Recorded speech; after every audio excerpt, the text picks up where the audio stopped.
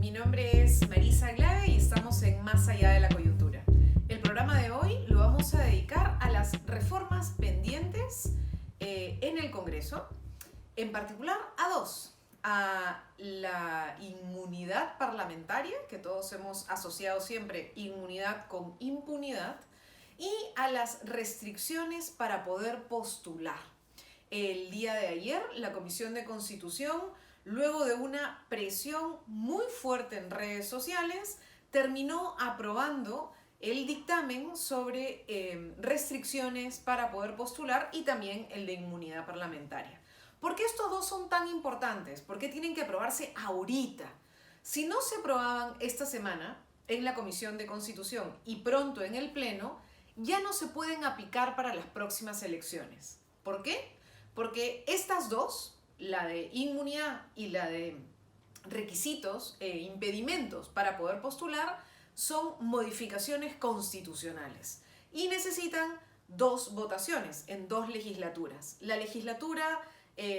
primera legislatura de este nuevo Parlamento termina este 5 de julio. Es decir, antes del 5 de julio, el Parlamento tiene que haber votado las dos reformas constitucionales. Si no lo hace, no hay manera de aplicarlo para el próximo proceso electoral y para el próximo periodo del Parlamento, porque por ley solamente pueden haber modificaciones en las normas electorales hasta septiembre de este año. Es decir, o aprueban la primera modificación antes del 5 de julio o no hay reforma. Esa es una de las cosas que ha dicho con mucha dureza, firmeza, Gino Costa, que es uno de los parlamentarios que más se ha batido en la Comisión de Constitución para poder lograr que la reforma política avance. ¿De qué se trata? Primero, el de requisitos o impedimentos para poder postular. Ese es el que más ha sonado. De hecho, el día de ayer, en paralelo a la Comisión de Constitución, hubo una campaña ciudadana en redes sociales con el hashtag que dice que la corrupción no se elija. ¿Qué cosa quería decir esta campaña? Muy simple, que cualquier persona que tuviera una sentencia en primera instancia con delitos de corrupción, con delitos de lavado de activos, en general con cualquier delito que tenga una pena privativa de libertad mayor de 4 años, no pueda postular en los procesos electorales. ¿Por qué? Bueno, porque hemos vivido a lo largo del último tiempo de nuestra historia republicana una especie de imbricación, una especie de alianza entre la corrupción y la política.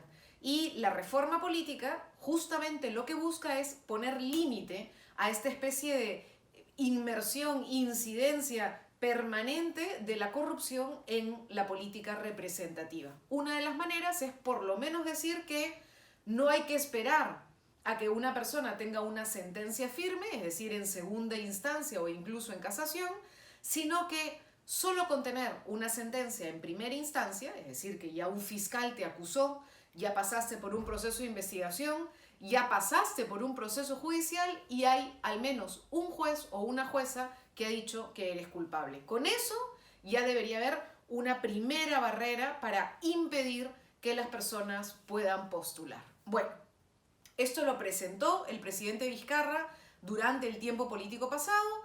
Recordarán algunos que hubo una cuestión de confianza.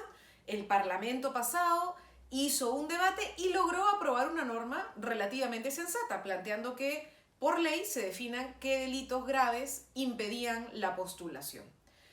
Sorprendentemente, la Comisión de Constitución, la actual, la que preside el congresista Shehadeh, tuvo un predictamen, es decir, el texto que le proponían a los parlamentarios, que decía que se iba a hacer la modificación constitucional, pero solo para 4 tipos de delitos. Es decir, se impedía que una persona postule si es que había cometido algún delito que violara la libertad sexual, lo que está bien, narcotráfico, también está bien, terrorismo o apología.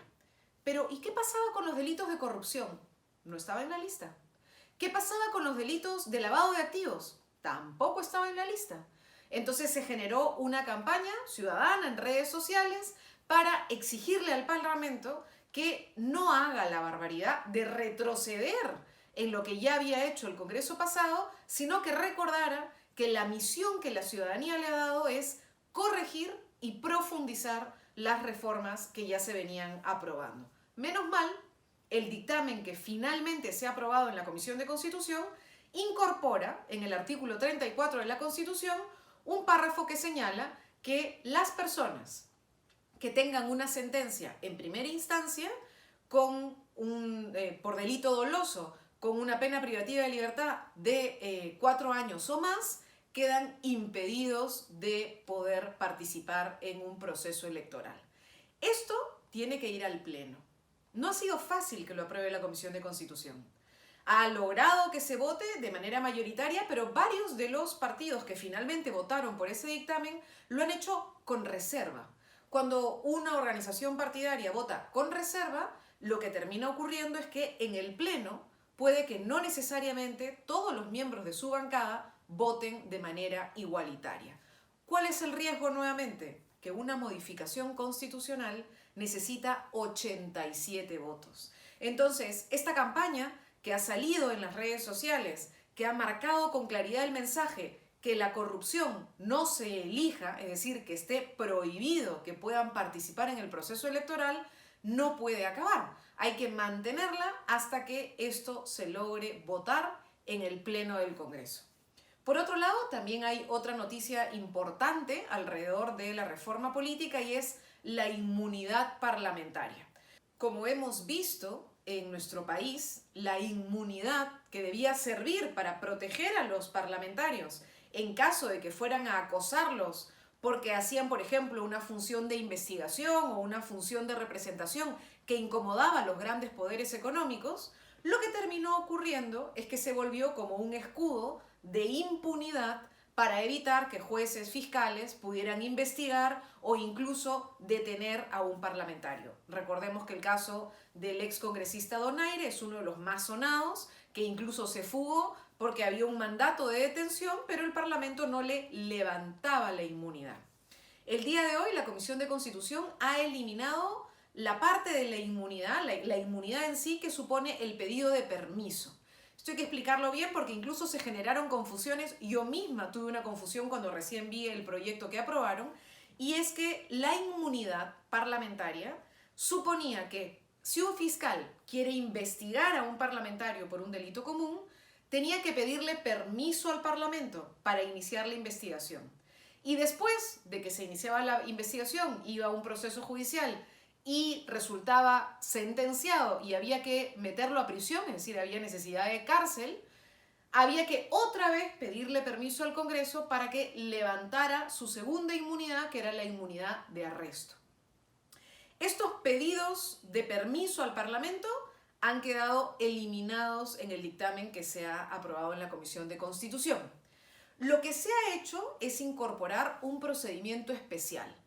Los parlamentarios ya no tienen inmunidad en el sentido de que los fiscales no tienen que pedir permiso a nadie para iniciar un proceso de investigación, y si son culpables a través de una sentencia firme para ser detenidos no hay que pedirle permiso a nadie, pero todos los procesos penales seguidos contra un parlamentario que cometa un delito común se tienen que procesar directamente en la Corte Suprema. Es decir, se ha creado una especie de procedimiento especial para el seguimiento de posibles delitos comunes de los parlamentarios y las parlamentarias. Ambas reformas se han aprobado ayer en la Comisión de Constitución y esperemos esta semana o antes del 5 de julio sean votados en el Pleno del Parlamento. Estemos alertas, se necesitan 87 votos y este Parlamento ya demostró que logra avanzar cuando hay organización ciudadana, movilización ciudadana, cuando la opinión pública realmente coloca en la agenda los temas que terminan siendo vitales. Y el de la reforma política, para cerrarle el paso a la corrupción, es una reforma fundamental, así que estemos atentos, estemos atentas. Lo que ha decidido la Comisión es un buen avance, ahora hay que lograr que el Congreso, el Pleno del Congreso, vote para que esto avance hacia un cambio constitucional. Muchas gracias por acompañarnos y pueden compartir o ver este programa no solamente hasta en esta plataforma de Facebook de Otra Mirada, sino también en Spotify